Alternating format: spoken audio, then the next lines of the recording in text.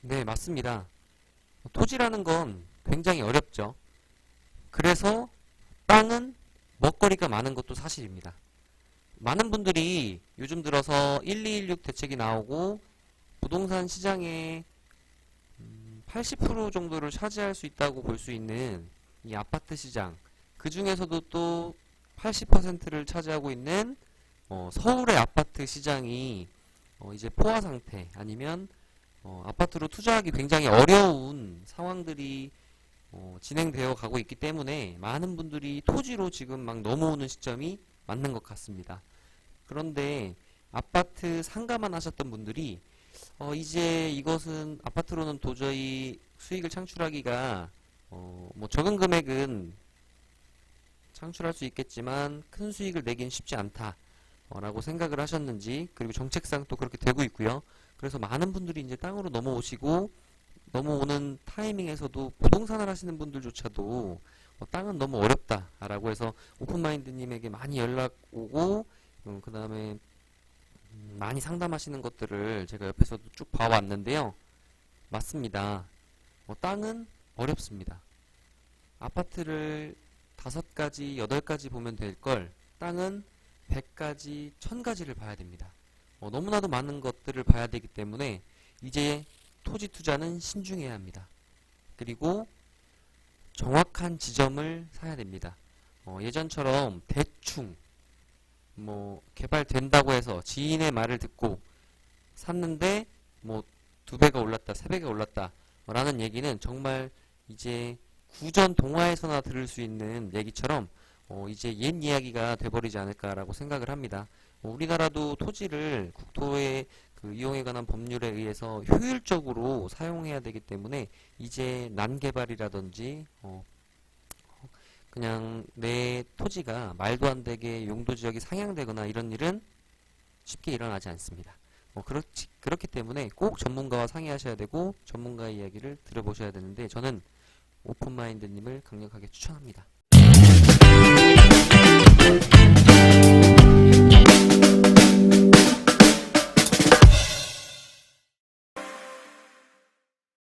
안녕하세요. 일반적인 정보가 돈이 되는 가치 있는 정보로 만들어 드리는 저는 권리 분석사 오픈마인드입니다. 제가 서두에 이렇게 일반적인 정보를 가치 있는 정보로 만들어 드린다라고 말씀을 드렸는데요. 우리가 흔히 지나가다 보면 아무렇지도 않게 생각했던 부분들, 그런 부분들이 많습니다. 그런데 그것을 면밀하게 정말로 찾아보고 캐내보고 또 조사하다 보면 그것이 정말 가치 있는 정보가 있는 것들을 그냥 버리고 다니는 경우들을 많이 볼 수 있었습니다. 그래서 우리가 좀 더 관심 있게 보고 귀 기울여 보고 눈여겨 본다면 그런 작은 습관들이 어떻게 보면 정보의 가치로 만들어 드리는 기준점을 세울 수 있는 부분이지 않는가라는 생각을 하게 됩니다. 흔히 송산에 계시는 분들은 잘 느끼지 못하는 것 같아요. 땅에 미친 농구입니다. 방금 오픈마인드님께서 말씀하신 것처럼 송산 그린시티는 우리나라에서 2번째로 크게 이제 개발이 되는데요.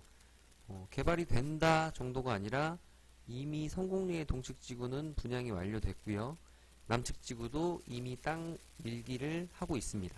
그리고 서측은 이미 개발 계획이 잡혀 있죠. 그래서 여기 화살표 보시면 이 동서간 진입도로, 이 천천에서부터 이 동서간 비봉 매송간 도시고속도로가 이미 문호리까지, 문호리와 시리 사이 여기까지 개통이 되어 있고요. 지금도 이 도로를 이용해서 왔다 갔다 할 수 있습니다. 수원까지. 그런데 이미 가까이 볼까요? 이 동서간 고속도로를 뚫어놓고 시작하는 것이 화성입니다. 이미 여기 지금 이 송산 그린시티 서측이 메인인데요. 이 서측 지구까지 이렇게 도로가 여기까지는 아스콘 포장으로 거의 10차선과 8차선으로 뚫려 있고요. 여기서부터는 시멘트로 지금 포장이 되어 있어서 지금 화물 트럭들이 계속 왔다 갔다 하면서 자갈을 실어 나르고 있죠.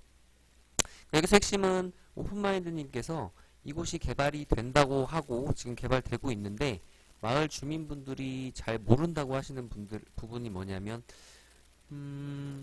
10년 전부터 송산 그린시티도 개발이 된다 했는데 어떤 이 동측지구를 제외하고 지금 독지리나 신천리, 뭐 천등리, 쌍정리, 고정리 부근들은 이미 뭐 한 4, 5년 전보단 올랐지만 그렇게 많이 올랐다고 볼 수는 없습니다. 왜냐면 이 322번 지방도나 305번 지방도 라인 중심, 그 다음에 독지리로 가는 이 도로 중심으로 해서 도로에 붙어 있는 것들은 그래도 조금 올랐지만 아직 요 중간중간 이런 뭐 마을길 안에 들어가 있거나 도로가 없거나 하는 토지들은 좀 저렴하긴 하니까요.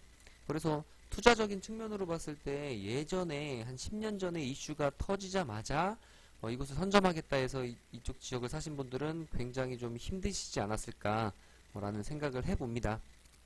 그래서 영상을 보시다 보면 저희 오픈마인드님께서 용인에서도 그랬고 안성에서도 그랬는데요.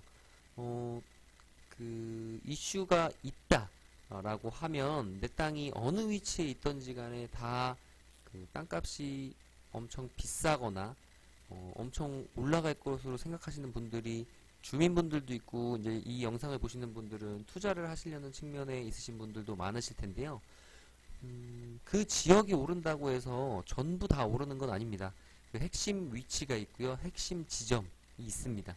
그래서 땅을 요즘 같으면요. 땅을 굉장히 신중하게 사야 되고 그 다음에 정확하게 사야 되기 때문에 사고 나서 후회하는 일이 없으시려면 아주 많이 알아보셔야 되고 꼭 전문가와 상담을 해보셔야 됩니다. 그래서 이곳에 투자를 하시려는 분들, 특히 그 화성에 처음 땅을 사시려는 분들은 정말 신중히 접근하셔야 되고요. 그 다음에 오픈마인드님의 영상을 많이 보시면 그래도 내가 머릿속에 어느 정도 그려지는 부분들이 있으실 것 같습니다. 영상 계속 시청하겠습니다.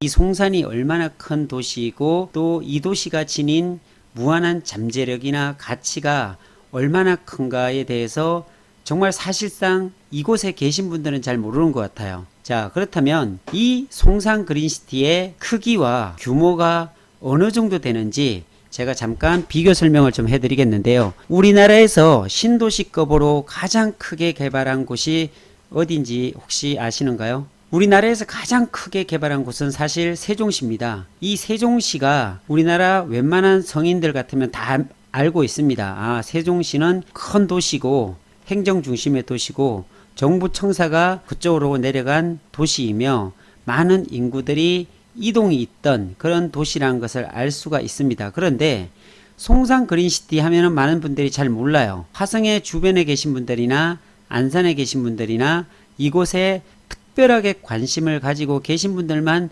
아는 곳이 바로 이곳이지 않나라는 생각을 합니다.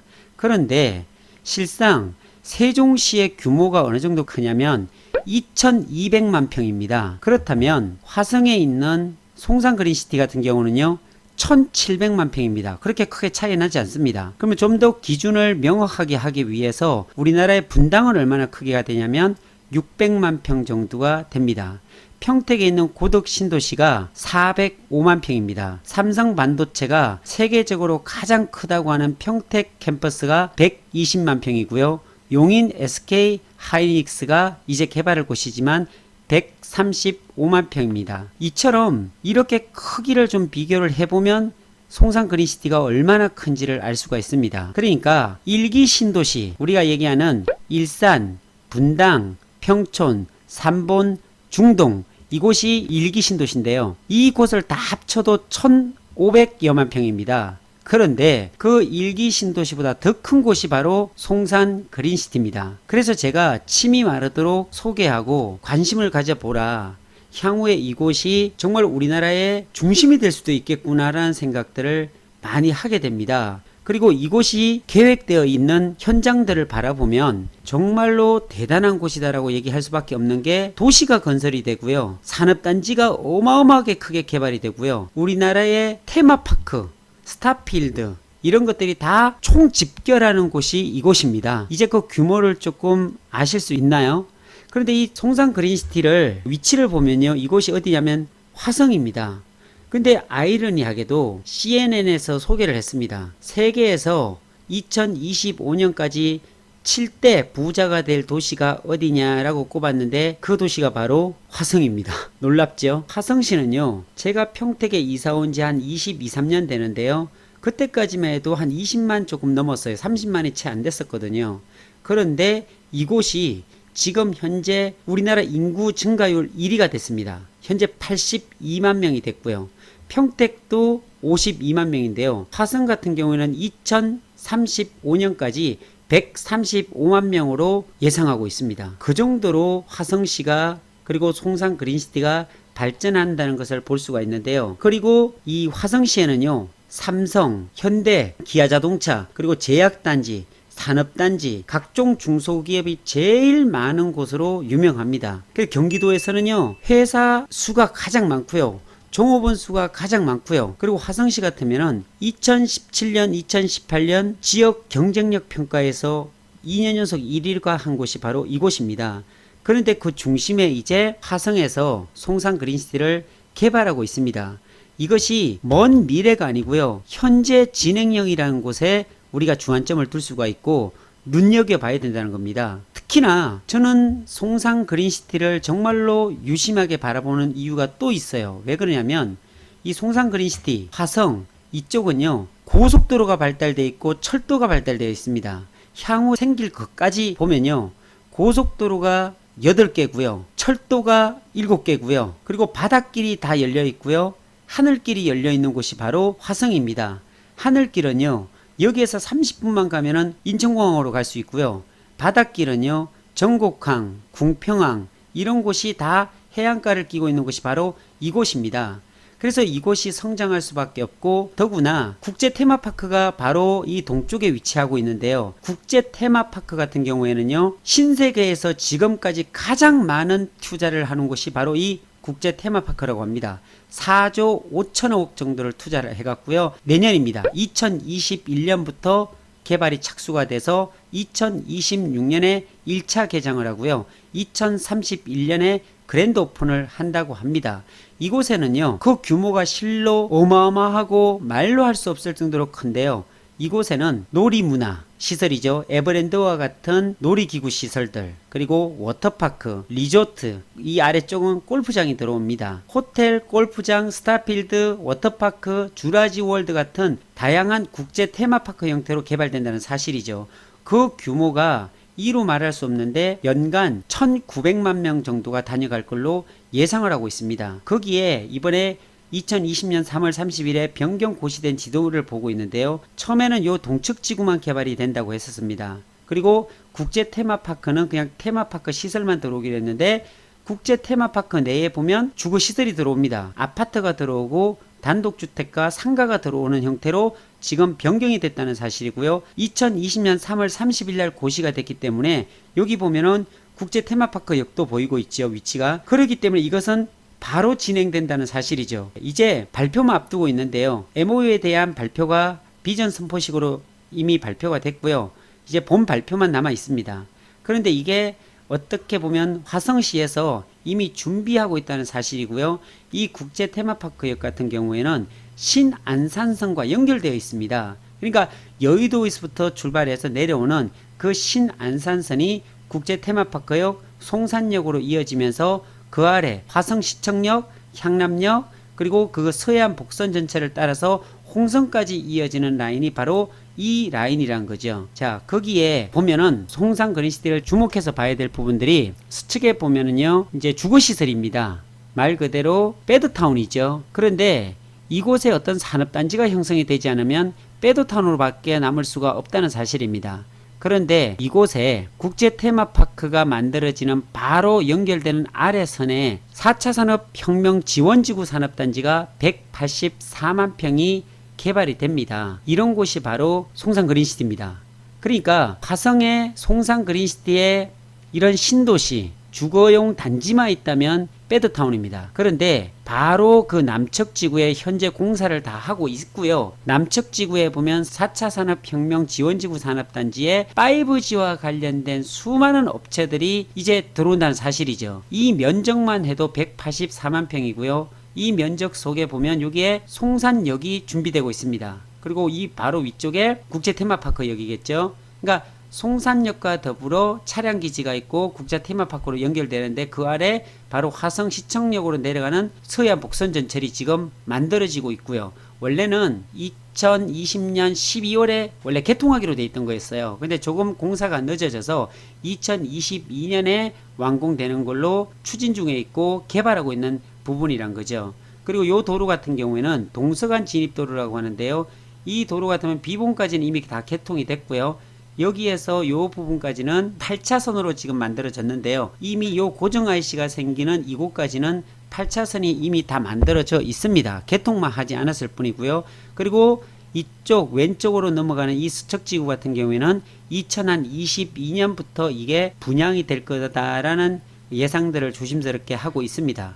현재는 동척지구와 국제테마파크가 내년부터 공사가 들어가고요. 이 남척지구는 이미 공사가 시작이 됐고 자율주행 성능 시험장 같은 경우에는 이곳은 벌써 가동이 되고 있습니다. 2018년 12월부터 가동이 되고 있는데 여기에 명칭이 KCT입니다.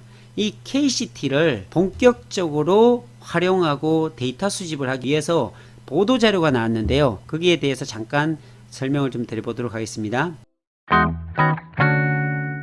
자, 이 보도의 자료에 보면요. 자율주행 시대 성컴해서 데이터 공유 사업으로 본격 시동 건다라고 되어 있죠. 주행 데이터 수집 차량 무상 대여 하면서 데이터 공유로 신사업 모델 창출을 유도한다라고 합니다. 이게 무슨 말이냐면 송산그린시티 내에 있는 자동차 자율주행 시험장에서 여러가지 데이터를 지금 축적을 하고 있습니다. 그러니까 주행 데이터 축적을 가속화하고 자동차 상용화 시대에 걸맞는 빅데이터를 구축할 수 있는 데이터 공유 사업이 본격적으로 추진된다고 합니다. 그래서 여기에 보면 자율차 산업에 투자하고 있는 30여 개의 기업, 대학, 연구소 등이 한데 모여서 데이터를 나누고 협력할 수 있도록 데이터 공유 협의체를 구성했다라고 합니다. 그러니까 KCT 내에 이런 그 여러 가지 기업과 연구소와 산학 기관들이 함께 모여서 했는데요. 2018년도까지는요, 21개입니다. 여기 나와 있죠. KCT 내 공유물 센터 건축, 전산 시스템 구축에 21개 기관이 참여했었는데요. 이게 이제 3월 달에 현재 32개 기관이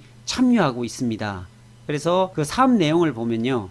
인공지능 학습용으로 가공된 주행 영상, 그리고 시험 운행 시나리오 이런 것들을 데이터를 공동으로 수집하고 주행 데이터를 표준화하는 데도 추진하겠죠. 그러니까 이 5G와 관련돼 있는 데이터를 누가 빨리 데이터화 시키고 표준화 시키느냐, 그 표준화를 시키는 것이 선도해 나가는 부분이거든요. 그래서 우리나라가 이런 것들도 발빠르게 움직여서 앞서 나갔으면 좋겠다라는 생각을 하게 됩니다. 그래서 주행 데이터 공유 협의체 참여 기관을 보면요.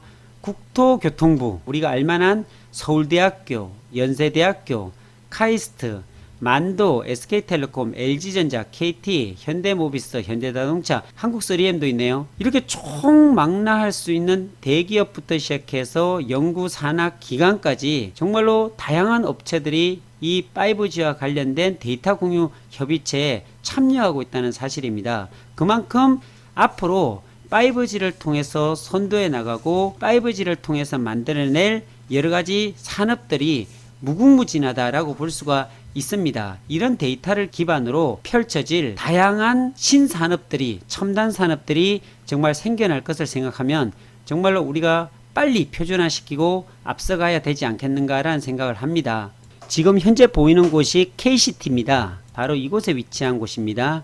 여기 있죠. 자동차 주행 성능 시험장이라고 되어 있는데 송산그린시티에서 보면 남척지구입니다. 남척지구에 4차 산업혁명 지원지구 산업단지 바로 위에 바로 붙어 있습니다. 이곳이 바로 자동차 주행 성능 시험장인데요. 이곳에서는요, 이렇게 고속도로도 있고 자동차 전용도로도 있고 주거시설도 있는데 무인차 시스템으로 계속 움직입니다. 그래서 버스도 있고 뭐 일반 차량을 통해서 테스트를 하고 있는데요. 자동차 성능 시험에 보면요, 어떤 시험이냐면 여기 보시다시피 소음 방지벽 같은 것들이 있지 않습니까? 이렇게 전용도로 같은 경우에는 중앙 분리대도 있고요. 그리고 톨게이트 같은 것도 있고 자동으로 이게 패스할 수 있는 그런 하이패스 같은 그런 기능을 할 수 있는 부분도 설정해 놓고, 그리고 자동차 전용 도로와 일반 도로가 만나는 이런 차로에서 가속차로죠. 가속차로 같은 데서 어떻게 반응하는가, 음영지역에서는 어떻게 반응하고 터널에서는 어떻게 반응하고 가로수길에 막혀 있었을 때 통신시설이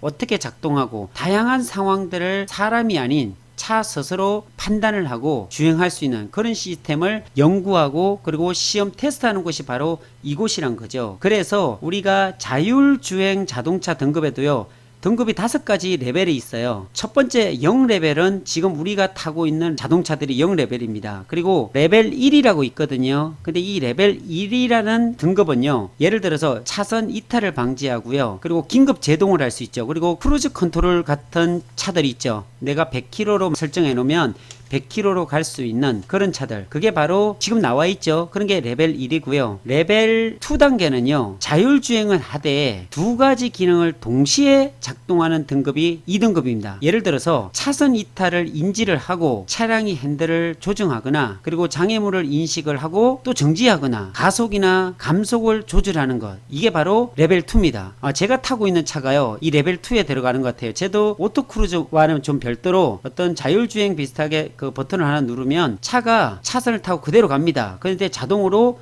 브레이크가 밟히고 속도를 줄이고요, 핸들도 움직입니다. 곡선 같은 대로 그대로 따라서 움직이고 서고 가속 페달을 가고, 그러니까 앞쪽에 카메라라든지 이런 다양한 센서가 있어서 그렇게 운행되고 있는데요, 정말 편리하더라고요. 근데 살짝 불안하기도 하고요. 지금 현재 레벨 2 등급까지 보편화되어 있다는 사실이고요. 레벨 3는 뭐냐면은, 이 레벨 3는요, 차량 가운데 보면 운전의 주도권이 사람이 아닌 자동차에 있다는 거죠. 그러니까 자동차가 장애물을 아예 피해서 운행을 하고요, 또 길이 막히면 그 알아서 돌아가기도 하고, 전체적인 도로 사정과 교통 환경들을 스스로 모니터링하면서 모든 판단을 자동차 스스로 하게 하는 게 레벨 3입니다. 그래서 이것은 복잡한 도심에선 자율주행의 한계가 있지요. 그래서 운전자들은 좀 불안하기도 합니다. 이게 레벨 3고요. 레벨 4 같은 경우에는요, 레벨 3에 이어서 복잡한 골목길 같은 경우도 스무스하게 운행을 할 수가 있고, 어쨌든 차량이 혼자 운전한다고 보시면